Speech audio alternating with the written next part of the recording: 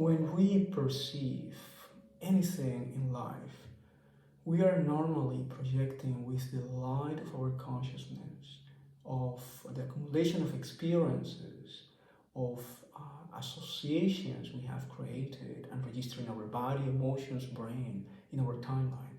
And we project some information trying to describe what we do perceive. For example, there is a very interesting object that if you project some light on top of it, you can create two shadows, one that is a circle, another one is square. This is very interesting because those geometries in antiquity will be used to represent something that is female as a circle and something that is male as a square. Now in this case you have one single object that projects both shadows, indicating that the object itself, if you use a symbolic way to understand and perceive the object, has the both qualities at the same time. But you only see one shadow depending on which direction you look at. This is a very interesting example because it tells us about the nature of our perception and capacity as humans.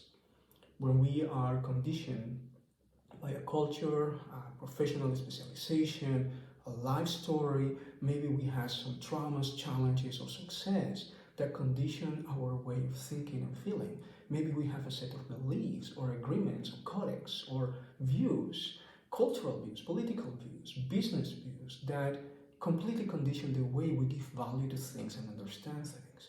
This is so important because when we are aware of that background we use, filters we use to perceive life, then it's a lot more easy for us to understand why what we identify as male or female may have, in this case of the example, actually both qualities together.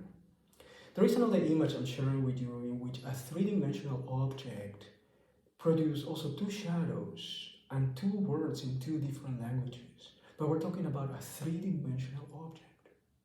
What is the idea of a shadow that produces an image that we interpret and take as reality? There is an old allegory created by Plato, the allegory of the cave. And I really recommend you to read it. There are very nice, interesting, entertaining video clips about it because it talks about human nature. And there are movies, modern movies, that also work on the same idea. So it's important for us to understand this. But mostly because when we utilize language to describe things, labels, then we need to get familiar that there is not only the written language and definitions you find in the dictionary that are being used to describe things.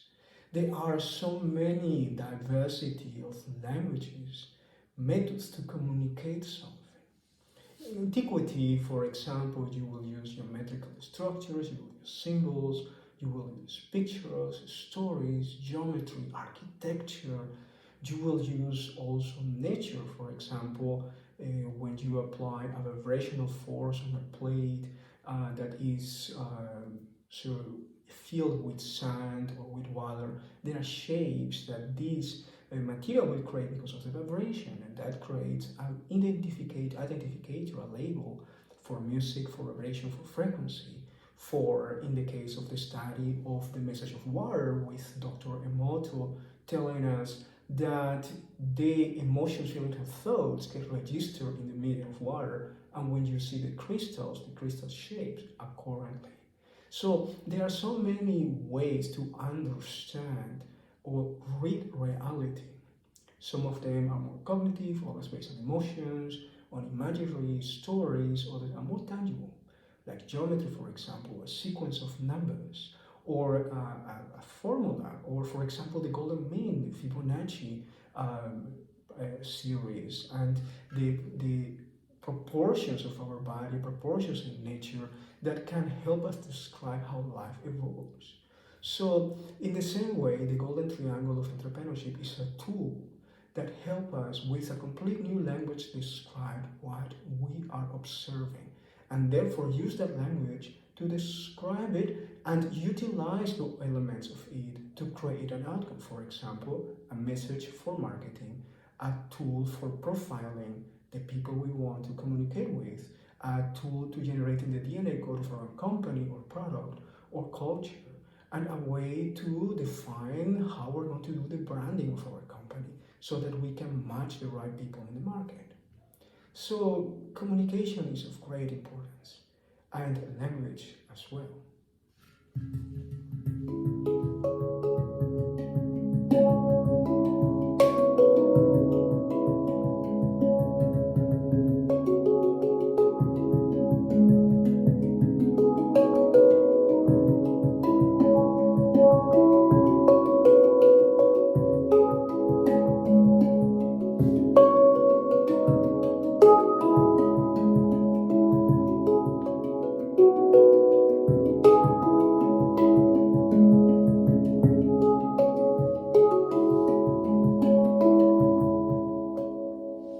I would like to share with you a story that I've been used to share in my workshops. And it's a story about an ancient language that used nature images to shape geometries in a piece of paper with ink. I'm talking about the kanjis in Japanese, for example, and in particular to three that I'm sharing with you right now in the presentation. And there are so many meanings for this symbolic language communicating ideas. You can talk about rice, you can talk about energy, you can talk about food, nutrition, but also about spirituality, flexibility, a communication with the divine. So if you look at the meaning of these symbols, ideograms, you will understand that a story may have more layers of meaning than what you normally understand. For example, if I tell you the story of a town, a village that is specialized in the knowledge of rice, considering all the meanings of the kanji that refers to rice, I may be telling different things. I can tell that they are experts in agriculture, or they're experts in the economy of rice, or that they develop so many variations of the use of rice that the culture, the industry, the family, the knowledge of generations is based on the knowledge of rice. But maybe also related to the philosophy of rice, for example, the flexibility and the ability to grow in nature, and maybe also referring to vitality, to strength, to spiritual qualities, to the ability to connect heaven and earth, to nurture and provide knowledge and wisdom to the whole community. Maybe the story of a village that has the knowledge of rice is the story of a very advanced society with a highly advanced knowledge about life and human beings. So stories that use symbols, mostly symbols of nature, may share with you different layers of meaning, for which you need to understand the language they are using.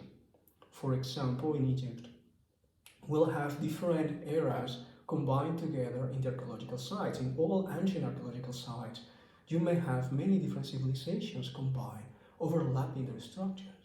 If you can identify each civilization because of the quality of the technology they use, then you may understand that there's a different language that communicating different type of knowledge to you through the geometry, the mathematics, the technology.